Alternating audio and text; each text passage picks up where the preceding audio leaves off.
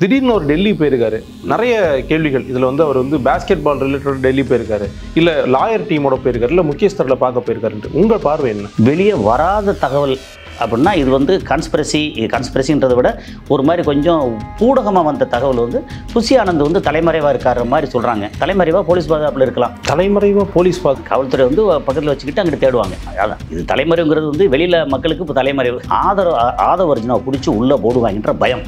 அந்த பயத்தில் வந்து ஓடி போயிருக்கிறாரு அங்கே டெல்லிக்கு. இதை பார்த்ததுக்கப்புறம் தெரிஞ்சது இருக்கிறதுலேயே மோசமான கிரிமினல் தனமான ஒரு விஷயமா தெரிஞ்சது. நான் வந்து இந்த மாதிரி வந்துட்டேன், இதை தார்மீக பொறுப்பேற்றுக்கிறேன், என்னோட இடத்துல நடந்தது. அது வந்து மற்றவங்க உள்ள கலகம் பண்ணி நடந்திருந்தாலும் நானும் அங்கே இருந்தேன், நானும் தான் அதுக்கு பொறுப்பு. ரொம்ப பிடிக்கும் விஜயை. ஆனாலும் சொல்கிறேன், அவர் நடந்துக்கிட்ட விதம் வந்து அவ்வளோ கேவலமாக இருந்தது. அப்போ ஒரு தலைவர் வந்து கீர்த்தி சுரேஷ் கல்யாணத்துக்கு வந்து சார்ட்டர் ஃப்ளைட்டில் போகக்கூடாது, திரிஷாவோட நாய்க்குட்டியை வந்து கொஞ்சக்கூடாது, அப்படி கொஞ்சனா கூட பப்ளிக்காக வந்து போடக்கூடாது. இதெல்லாம் வந்து ரொம்ப ரொம்ப முக்கியம். ஒரு தலைவருக்கான தகுதியை வந்து கொஞ்சம் கொஞ்சமாக இழந்துட்டு வராருன்னு அர்த்தம். ஏன் எஃப்ஐஆரில் வந்து விஜய் பேர் இல்லை? போடணும்ல. இந்த காவல்துறை கையில் வச்சுருக்க யார்? சிஎம் தானே. இப்போ வந்து ஆதவ அர்ஜுனா திரும்பி வரும்போது ஜம்முன்னு ரொம்ப என்ன சொல்கிறது, இந்த வாஷிங் மிஷினில் வந்து சுத்தமாக பண்ணிட்டு வர்ற மாதிரி நேராக போயிருக்காரு.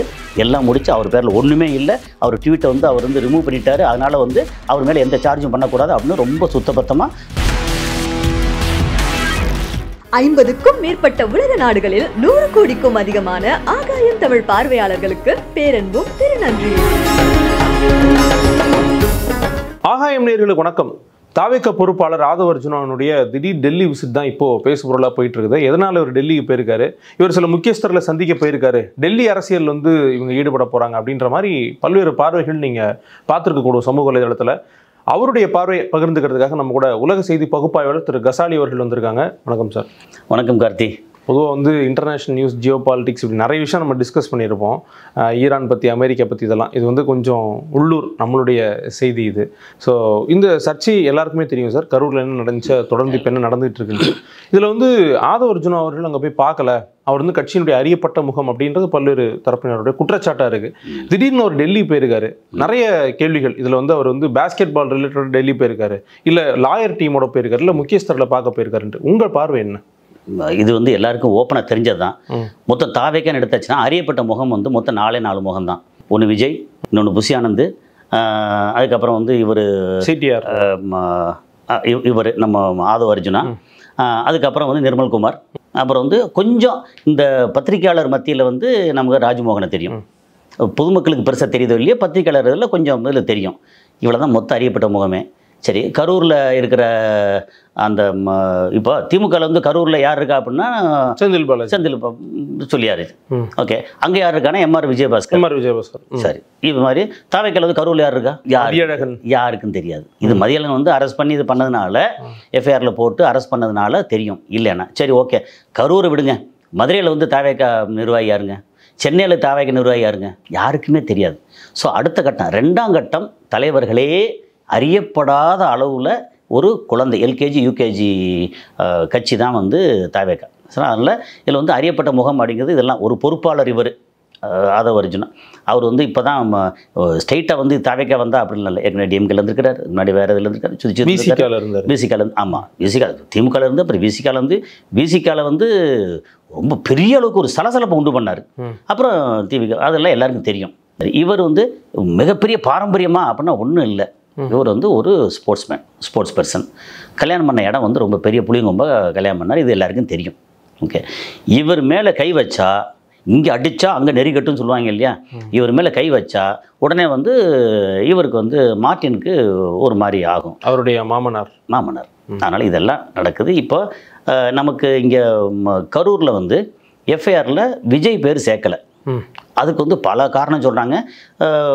நம்ம ஆளும் அரசு, திமுக அரசு இருக்கு இல்லையா, அது மேலேயும் குறை சொல்கிறாங்க. திமுக அரசும் குறை சொல்லப்பட வேண்டிய அரசு தான்.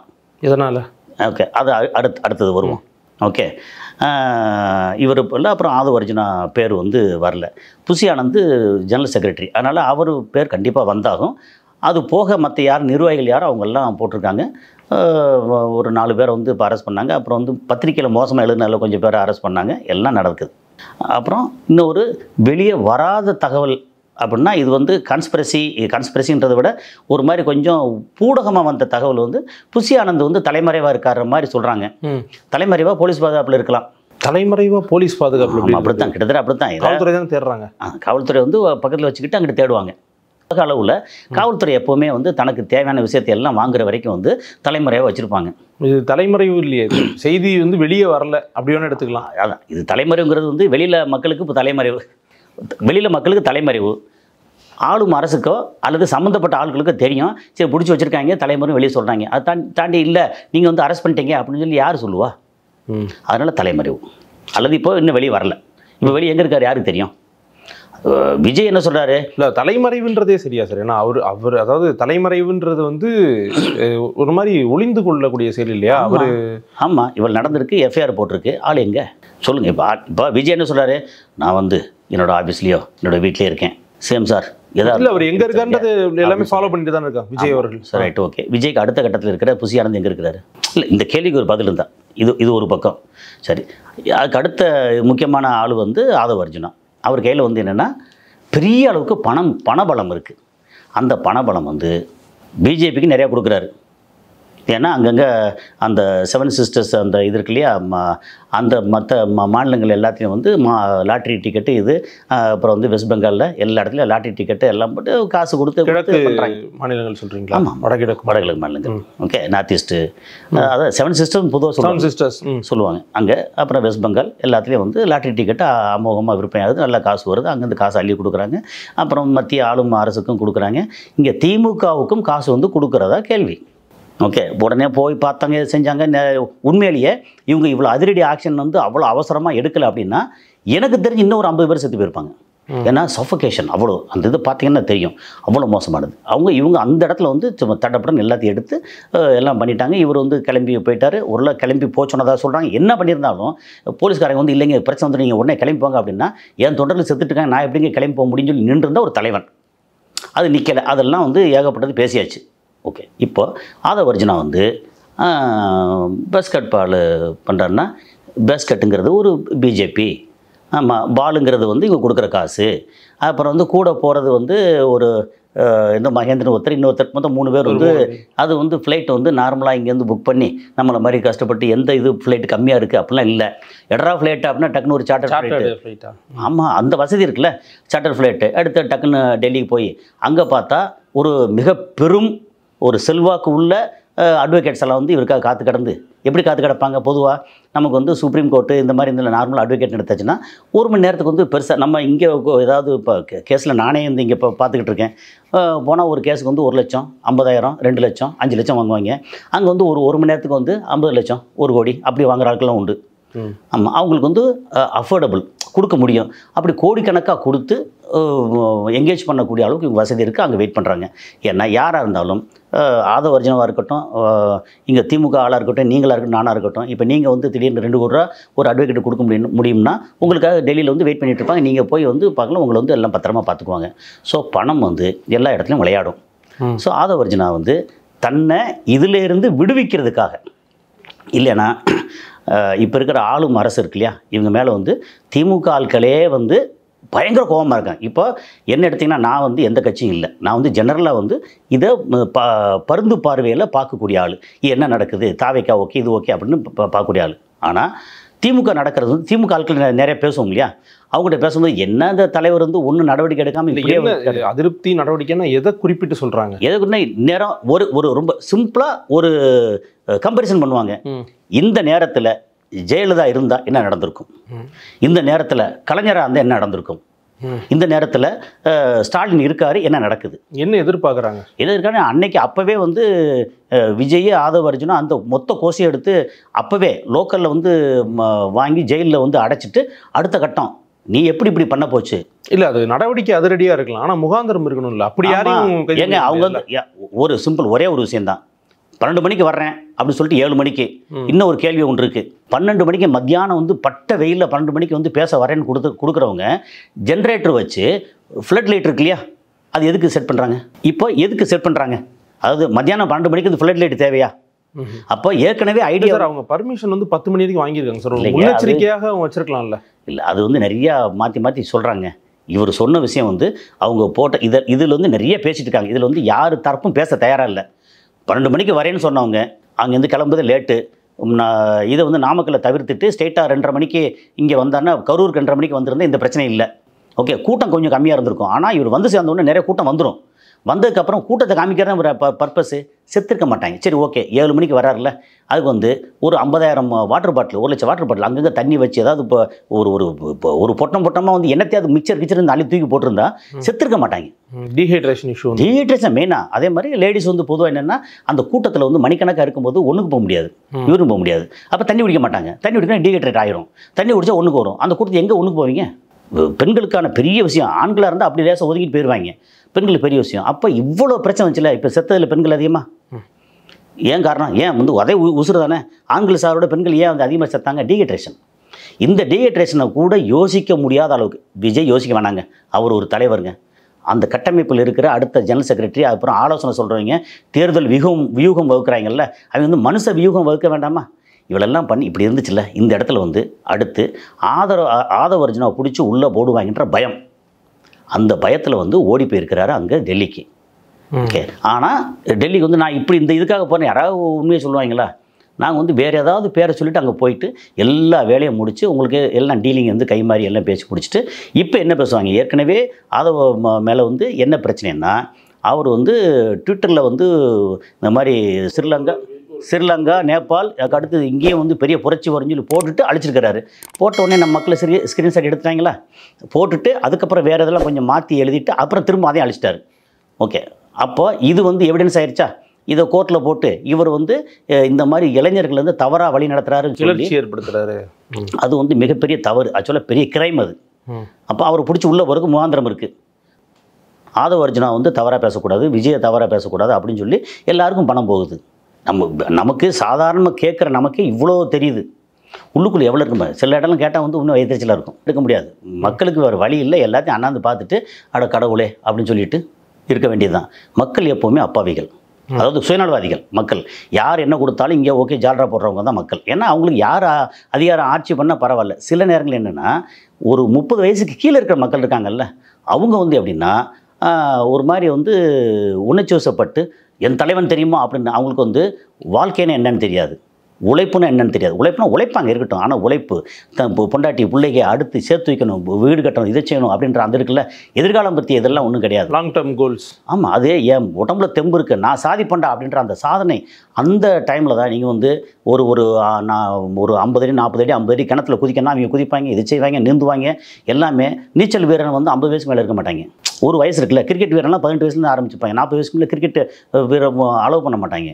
ஏன்னா இந்த வயசு தான் சுறுசுறுப்பான இந்த வயசு வந்து பயமறியா இளங்கன்று. அவங்களுக்கு வந்து இப்போ இங்கே போகாத, இதை செய்யாத, இது நல்லது, நீ மரத்து மேலே ஏறாத, கிளை உடைஞ்ச கை கால் உடையும், இது பண்ணும் அப்படின்னு சொல்லக்கூடிய இது வந்து ஒரு கட்சின்னு வச்சுக்கோமே. நான் திமுக சொல்லலை. திமுகவில் நிறைய குற்றச்சாட்டு இருக்குது, திமுக சொல்லலை. ஒரு கட்சி இன்னொரு கட்சி வந்து என் ஆழத்தை இப்போ என் பசங்களை பார்த்தீங்களா அப்படின்னு சொல்லி உற்சாகப்படுத்தினா என் தலைவன் சொல்லிட்டான்டா அப்படின்னு சொல்லி எல்லா வேலையும் பார்க்கக்கூடியது. இப்போ சமீபத்தில் நடந்த ஒவ்வொரு மாநாடாக பாருங்கள், நடந்த இடத்துல வீடுகளில் போய் மேலே ஏறி அங்கே ஏறி கூரையை உடைச்சி பிச்சுட்டு வந்து ஏகப்பட்ட இது பண்ணாங்கல்ல. இதை வந்து கட்டுப்படுத்த தவறுனது ஒன்று. பொதுவாக கட்சியில் இருக்கும்போது அந்த மாவட்ட செயலாளர் அங்கே இருக்கிற நிர்வாகிகள் பண்ணுவாங்க. இங்கே மாவட்ட செயல் நிர்வாகி யாருன்னே தெரியாது. அப்போ கட்டுப்படுத்தக்கூடிய ஒரே ஆள் வந்து விஜய் தான். ஆனால் பொதுவாக ஒரு அரசியல் கட்சி கூட்டம் நடக்குது அப்படின்னா, ஒரு செலிபிரிட்டியாக இருக்காருன்னா அந்த உற்சாகத்தில் மரத்தில் ஏறுறதோ இல்லை பார்க்கணுன்னு ஆர்ப்பரிக்கிறதோ சகஜம் தானே, நடக்குது. அதான் நடக்காது சொல்லலை, நடக்கும் தான். ஆனால் விஜயோட வாய்ஸ் இருக்குல்ல, அந்த வார்த்தைக்கு வந்து அவ்வளோ வலிமை இருக்குன்னு அர்த்தம். விஜய் வந்து நீங்கள் சாதாரண இட போடாதீங்க. விஜய் வந்து ஒரு வார்த்தை சொன்னால் லட்சோபலட்சம் மக்கள் இளைஞர்கள் வந்து ஓகே சரிண்ணா விஜயண்ணா சொல்லிட்டாருண்ணா சரிண்ணா அப்படின்னு கேட்கக்கூடிய இடத்துல இருக்கிறாங்க. விஜயோட வாய்ஸுக்கு வந்து இப்படி கம்பேர் பண்ணி பாருங்களேன். இங்கே ஸ்டாலின் வந்து ஒரு இதை சொல்லாரு வச்சுங்களேன், அதை வந்து ஒரு 10,000 பேர் கேட்குறாங்கன்னா, உதயநிதி ஸ்டாலின் சொல்கிறாங்கன்னா ஒரு 10,000 பேர் 12,000-15,000 பேர் கேட்குறான்னு வச்சுங்களேன். இதே இது வந்து அஜித் சொன்னார்னு வச்சுங்களேன், 50,000 பேர் கேட்பாங்க. இப்போ அரசியல் கட்சி ஆரம்பித்து இப்படிலாம் பண்ணதுனால விஜய் சொன்னால் வந்து 2 லட்சம் பேர் கேட்பாங்க. ஏன்னா அதோட வேலி, நான் இது சும்மா ஒரு உதாரணத்துக்கு சொல்கிறேன், அவ்வளோ வலிமை இருக்குது இவரோட வாய்ஸுக்கு. ஏன் அப்புறம் சொல்ல மாட்டேங்கிறாருன்னு நினைக்கிறீங்க? அவர் சொன்னால் கூட்டம் வந்து கலைஞ்சிடக்கூடாது. எனக்கு வந்து இந்த மாதிரி ஆட்கள் வந்து இந்த மாதிரி கூட்டத்தை காமிச்சு தான் நான் வந்து பெரிய ஆள் ஆகணும் அப்படின்ற இடத்துல தவறாக வந்து அவர் வந்து ஒரு மாதிரி போர்ட்ரேட் பண்ணி வச்சுருக்காங்க. இது இல்லை, நமக்கு வந்து அரசியல் படுத்தணும்னு சொல்கிறோம் இல்லையா, நீ வந்து ரசிகராக இருக்கிறவங்கள தொண்டராக்குங்க. ரசிகர் வேற, தொண்டர் வேற. தொண்டர்னா கொஞ்சம் கட்டுப்பாடு இருக்கணும். இந்த அரசியல் கட்சி இதுக்கு வந்து ஒரு டேர்ம்ஸ் அண்ட் கண்டிஷன் இருக்குது, இதெல்லாம் பண்ணணுன்ற விஷயத்தில் வந்து அவங்க யாருமே ஒன்று சொல்லலை, பாடம் எடுக்கலை. சொல்லலை அப்படிங்கிறது வேற. விஜய் அவர்களுக்கும் ஒரு சிந்தனை இருக்கும்ல அவர் இல்லையே. விஜய் அதாவது எப்படின்னா, நீ இப்போ சொல்கிற இந்த ஒரு வார்த்தைக்கு வந்து தவறாக கூட இருக்கலாம். விஜய் ஒரு 34 மணி நேரம் கழித்து வெளியில் வந்து பக்கத்தில் வேறு ஒரு இடத்துக்கு போயிட்டுனா ஒரு வீட்டுக்கு போயிட்டு 72 மணி நேரம் கழித்து வந்து ஒரு 5 நிமிஷம் இது விட்டார்ல, இதை பார்த்ததுக்கப்புறம் தெரிஞ்சது இருக்கிறதுலையே மோசமான கிரிமினல் தனமான ஒரு விஷயமா தெரிஞ்சது. நான் வந்து இந்த மாதிரி வந்துட்டேன், இதை தார்மீக பொறுப்பேற்றுக்கிறேன், என்னோட இடத்துல நடந்தது, அது வந்து மற்றவங்க உள்ள கலகம் பண்ணி நடந்திருந்தாலும் நானும் அங்கே இருந்தேன், நானும் தான் அதுக்கு பொறுப்பு அப்படின்னு சொல்லி ஒரு வார்த்தை. உங்களை வந்து ஒவ்வொரு குடும்பத்தில் 41 மரணம் நடந்திருக்கு, அந்த குடும்பத்தில் வந்து நான் ஒவ்வொருத்தரையும் காலை பிடிச்சி நான் வந்து மன்னிப்பு கேட்குறேன், நான் காரணம், நான் ஒரு தலைவனாக இருக்கணும் அப்படின்னா என்னோட தொண்டர்கள் அப்படின்னு சொல்லவுக்கு ஒரு மனசு இல்லை. இந்த மாதிரி அப்படியே ஒரு மாதிரி பேசிட்டு ஒரு நடிப்பு. அதாவது எனக்கு வந்து விஜய் ரொம்ப பிடிக்குங்க, ரொம்ப பிடிக்கும் விஜயை. ஆனாலும் சொல்கிறேன், அவர் நடந்துக்கிட்ட விதம் வந்து அவ்வளோ கேவலமாக இருந்தது. அதே மாதிரி இது வரைக்கும் நடந்துச்சுல்ல, இப்போ வந்து திமுக வந்து என்ன நடவடிக்கை எடுத்தாங்க, போனாங்க, பார்த்தாங்க, மக்கள் உயிரை கொஞ்சம் காப்பாற்ற எல்லாம் பண்ணாங்க. அதை வந்து நீ பண்ணது பூரா நாடகம். நிவாரணத்துக்கெல்லாம் உதவி பண்ணாங்கல்ல திமுக, எல்லாம் பண்ணாங்க. ஆனால் இப்போ அவங்க மேலே வந்து பிள்ளைகிட்ட திருப்புறாங்கல்ல, திருப்புறவுக்கு நீங்கள் நடந்துக்கிறீங்க. ஒரு ஆளும் கட்சி, இத்தனை வருஷம் பாரம்பரிய கட்சி, நேரம் வந்து வேறு மாதிரி நடவடிக்கை எடுத்து அவங்க வந்து பேசக்கூடாத அளவுக்கு ஏன் உங்களால் பண்ண முடியல? எத்தனை பேர் வந்து எக்கச்சக்கமாக பேசிகிட்டு இருக்காங்க. அதாவது யாரோட குரல் வழி நெரிக்க வேண்டாம், பத்திரிகையாளராக இருக்கட்டும், இதாக இருக்கட்டும், சோசியல் மீடியா நெரிக்க வேண்டாம். அதை கேட்கும், ஜனநாயகத்துக்கு எதிராக போயிட்டு பேச விடாமல். கண்டிப்பாக ஜனநாயக எதிராக சில விஷயங்கள் வந்து கட்டுப்பாடு வேணும். நமக்கு வந்து இப்போ வந்து வெளியில் ஒரு ஷாப்பிங் மால் இங்கே அங்கே போகிறோன்னு வச்சுங்களேன், இது இந்த ரோட்டில் போகிறோம் அப்படின்னா அலௌடு. ஒரு மிலிட்ரி கேம்ப் இருக்குது, நம்ம இஷ்டத்துக்கு போக முடியுமா? அதுக்குன்னு சில கட்டுப்பாடு இருக்குது. நமக்கு இந்த மாதிரி சில விஷயங்கள் இருக்குல்ல, நம்மளோட நாட்டோட மாநிலத்தோட இறையாண்மை இங்கே இருக்கிறதுக்கு வந்து அகென்ஸ்டாக போச்சு அப்படின்னா நடவடிக்கை எடுக்கணும். அந்த நடவடிக்கை எடுக்க திராணி இல்லை அப்படின்னா இந்த ஆளுங்கட்சி வந்து கீழே இறங்குதுன்னு அர்த்தம். எப்போவுமே வந்து மக்கள் வந்து இப்போ ஏன்னா நமக்கு வந்து உலகத்திலே இருக்கிற நம்பர் 1 ஜனநாயகம் வந்து இது இந்தியா, நம்பர் 2 வந்து அமெரிக்கா. ஓகே, நம்பர் 1 ஜனநாயகம். அப்போ இந்த ஜனநாயகத்தில் சில விஷயங்கள் வர தவிர்க்க முடியாது. ஆனால் மக்கள் வந்து யாரை ரசிப்பாங்க, யாரை ஃபாலோ பண்ணுவாங்கன்னா, யாரெல்லாம் அதிரடியாக ஸ்ட்ராங்காக நான் வந்து முன்னாடி நிற்கிறேன், ஒரு தலைவன், இதெல்லாம் நடவடிக்கை எடுக்கிறேன், என்ன பண்ணாலும் ஜெயலலிதா மேலே ஏன் மக்களுக்கு வந்து அவ்வளோ நம்பிக்கையும் அவ்வளோ ஆதரவும் வந்துச்சு? இந்த அம்மா வந்து இரும்பு பெண்மணி. என்ன இந்நேரம் வந்து ஜெயலலிதா இருந்தால் இப்படி நடந்திருக்கும், இந்த கூட நடந்திருக்குமா? சிஎம் சார் அப்படின்னு, சிஎம் மேடம் என்ன நீங்கள் வந்து இது பண்ணி பாருங்க அப்படின்னு சொல்லியிருப்பாரா? அது முன்னாடி வந்து நடிகராக இருந்தார், அந்த டைமில் அவர் வந்து பணிஞ்சு பேசுனது இருக்குல்ல, அது தவறே இல்லை. ஏன் சொல்ல கேளுங்க. அதை வந்து இப்போ போட்டு வந்து ட்ரோல் பண்ணுறாங்க, அது தவறு இல்லை. ஏன்னா அது அவர் பணம் இல்லை, வேறு ஒரு தயாரிப்பாளர் பணம். அவர்னால வந்து கிட்டத்தட்ட வந்து ஒரு 1000 பேர் பக்கத்தில் வந்து ஈடுபட்டிருக்காங்க. தான் ஒருத்தனால வந்து பாதிக்கப்பட்ட 1000 பேரும் பாதிக்கப்படுவாங்க, தயாரிப்பாளர் பாதிக்கப்படுவாங்க. அதனால மேடம் நான் வந்து இந்த மாதிரி இருந்துச்சு, இப்படி இருக்குது நீங்கள் அப்படின்னு சொல்லிட்டு அந்த பேசுனது இருக்கட்டும். அப்புறம் டிஎம்கே இடத்துல வந்து நீங்கள் வந்து கலைஞருக்கு வந்து செலவைங்க அப்படின்னு சொன்னதாக இருக்கட்டும், அது தவறே இல்லை. அது ஒரு நடிகராக வந்து அவர் பண்ணது 100% கரெக்டு. ஒரு அரசியல் தலைவரை காப்பாற்றுறதுக்காக ஒரு முயற்சி. ப்ரொடியூசர், சினிமா சம்மந்தப்பட்டவங்க எல்லாத்தையும் காப்பாற்றணும், அது தவறே இல்லைங்க. அந்த விதத்தில் வந்து இவர் விஜய் பண்ணது 100% கரெக்டுங்க. சரி, ஓகே. ஒரு நடிகரா இப்போ வந்து அரசியல் தலைவர் ஆகிட்டார்ல, இப்போ வந்து இஷ்டத்துக்கு பேசுறது இருக்குல்ல, அது முறைப்படுத்துறதுக்கு தவறிட்டு இந்த என்ன சொல்கிறேன்னா, இந்த ஒரு சொகுசில் இதை பார்த்துட்டு ஒரு மாதிரி மஞ்சள் குளிக்கிறது அப்படின்னு சொல்லுவாங்க, அல்லது வந்து இதை பார்த்து ஒரு மாதிரி வந்து தனக்குத்தானே ஒரு மாதிரி ஆகுறது இல்லை, புலகாங்கிதம் அடைகிறது இருக்குல்ல, அது வந்து ரொம்ப பண்ணிவிட்டார். போகும்போது லைட்டை அமர்த்தி போகிறது எல்லாம் ரொம்ப பண்ணிவிட்டார். இதெல்லாம் அவர் ஏன்னா இவர் ஒரு தலைவருங்க. அவர் என்ன பண்ணாலும் ஒரு தலைவர் அப்படின்னா ஒரு அரசியல் கட்சி ஆரம்பித்தாச்சா அவரை ஃபாலோ பண்ணுறதுக்கு வந்து லட்சக்கணக்கான, சில நேரம் கோடிக்கணக்கான மக்கள் இருக்காங்க.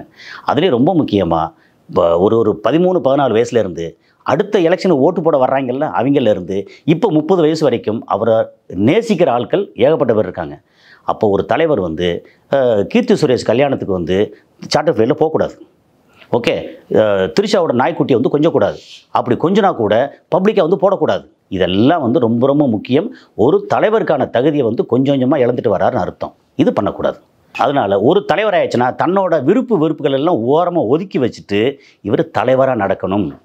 விஜய் வந்து தலைவராக நடக்கலை. அப்போ இவர் வந்து கட்டுப்படுத்துறது யார்? அரசு சட்டம் கட்டுப்படுத்தணும். அது விஜயாக இருந்தாலும் சரி, ஸ்டாலினாக இருந்தாலும் சரி, எடப்பாடியாக இருந்தாலும் சரி, சீமானாக இருந்தாலும் சரி, எல்லாரையும் வந்து சட்டம் கட்டுப்படுத்தணும். சட்டத்துக்கு உட்பட்டவர்கள் எல்லாருமே. ஏன் பொதுமக்கள் நீங்கள் நான் மட்டும்தான் சட்டத்துக்கு உட்பட்டவங்களா? தலைவர் சட்டத்துக்கு உட்பட்டவங்க இல்லையா? ஏன் எஃப்ஐஆரில் அவர் பேர் இல்லை? அவர் தான் நிற்கும் போது தான் நாங்கள் எல்லாம் நடந்துச்சு. ஏன் எஃப்ஐஆரில் வந்து விஜய் பேர் இல்லை? போடணும்ல. அந்த இந்த காவல்துறை கையில் வச்சுருக்க யார்? சிஎம் தானே. அவர் போடணும்ல. ஏன் போடலை? இந்த கேள்வி இருக்குது. அதனால் சொல்கிறேன், திமுக தொண்டர்களுக்கு, திமுக நேசிக்கிறவங்களுக்கு இப்போ இருக்கிற சிஎம் மேலே நிறையா வருத்தம். அதுக்காண்டி வந்து உடனே வந்து இவரை அரெஸ்ட் பண்ணி போட்டு எல்லாத்தையும் இந்த தாவேக்கா ஒழிச்சிருங்க, அப்படி இல்லை. என்னென்னா இப்போ இவரை அரெஸ்ட் பண்ணால் ரொம்ப பயங்கர பிரச்சனையாகி இன்றைக்கி அரசியல் காரணம் இருக்குது. அரசு அது வந்து எல்லா நேரத்தையும் அரசியல் காரணத்தை கருதக்கூடாது. மக்களுக்கு வந்து ஒரு நம்பிக்கை போயிடுச்சுல்ல. தாவேக்கா இவர் தலைவராக என்னத்துக்கால இப்படி வந்து ஓடி போயிட்டார். என்ன வேணால் காரணமாக இருக்கட்டும், ஓடி போயிட்டார். இப்போ பத்திரிக்கை வந்து பார்க்கல, பேசலை. அதே நேரத்தில் இவர் வந்து நடவடிக்கை எடுக்கலை. அப்போ யாரை நம்புறது? எடப்பாடி பரவாயில்ல, சீமான் பரவாயில்ல அப்படின்ற அளவுக்கு போய்கிட்டு இருக்கு இப்போது. அதுதான் மேட்ரு. இப்போ வந்து ஆதவ் அர்ஜுனா திரும்பி வரும்போது ஜம்முன்னு ரொம்ப என்ன சொல்கிறது, இந்த வாஷிங் மிஷினில் வந்து சுத்தமாக பண்ணிட்டு வர்ற மாதிரி நேராக போயிருக்காரு. எல்லாம் முடிச்சு அவர் பேரில் ஒன்றுமே இல்லை. அவர் ட்வீட்டை வந்து அவர் வந்து ரிமூவ் பண்ணிட்டார். அதனால் வந்து அவர் மேலே எந்த சார்ஜும் பண்ணக்கூடாது அப்படின்னு ரொம்ப சுத்தபத்தமாக அங்கே ஒரு அந்த தென்னை மரத்துக்கு ஒரு குத்து, இங்கே திமுகன்ற பனை மரத்துக்கு ஒரு குத்திட்டு அழகாக அப்படி வந்துட்டு ஜம்முன்னு வந்து நிற்பார். அதனால் இது வந்து இந்த அரசியல் வந்து உண்மையிலே ஒரு கேவலமான அரசியல். இது இப்படி தான் இருக்கும். இதை பற்றி நம்ம வருஷம் பூரா பேசிக்கிட்டு இருப்போம். வேறு வழியே இல்லை. இருக்கிறதுல ஏதோ கொஞ்சம் பரவாயில்லையா அப்படின்னா எது பரவாயில்லைன்னு தெரியல. அதனால் விஜய் வந்து நமக்கு வந்து ஒரு புது அத்தியாயத்தை திறந்திருக்காரு. இப்போது நீங்கள் வந்து கல்வி கொடுங்க, இதை கொடுங்க, எல்லாத்தையும் தாண்டி வந்து எங்களுக்கு வந்து விசில் அடிக்கிற, மரத்தில் ஏறுற, இப்படி பண்ணுற இந்த மாதிரி ஆட்கள் தான் எங்களோட ஆட்கள், இவங்க தான் என்னை ஓட்டு போட்டு உங்களை வந்து வீழ்த்திற்கு வர்றாங்க அப்படின்னு சொல்லி ஒரு காமிச்சிக்கிட்டு இருக்காரு. இது சரியில்லைங்கிற விஷயத்தை எப்படி காமிக்கிறது? விஜய்க்கு சொல்லணும். எப்படி சொல்கிறது? சில நேரம் அன்பாக சொன்னால் தெரியல, அடித்து சொன்னால் தெரியும். சட்டம் வந்து தான் கடமையை செஞ்சால் கரெக்டாக இருக்கும். சட்டம் வந்து கடமையை செய்யலை அப்படிங்கிறது தான். ஓகே, பல்வேறு உலக செய்திகள் நம்ம பேசியிருக்கோம். ஜியோ பாலிட்டிக்ஸு, நிறைய நாடுகள் பற்றி பேசியிருக்கோம். அவங்க கூட வந்து உள்ளூரில் லோக்கலில் நடக்கிற இதை பற்றி பேசுனது வந்து புதுசாக இருந்துச்சு. பார்க்குறவங்களுக்கும் இது புதுசாக இருந்திருக்கும். எப்படி நிறைய திட்டு குமிக்க போகிறாங்க. எப்படி பார்த்தாலும் இது வந்து எப்படின்னா நம்ம வந்து கட்சி சார்பால் இல்லை, ஒரு சாதாரண பொதுமக்களை பார்க்கும்போது எவ்வளோ உங்களுடைய பார்வை, நம்ம பார்வை, உங்களுடைய பார்வையை நீங்கள் கமெண்ட்ஸில் மறக்காமல் சொல்லுங்கள். ரொம்ப நன்றி சார். நன்றி.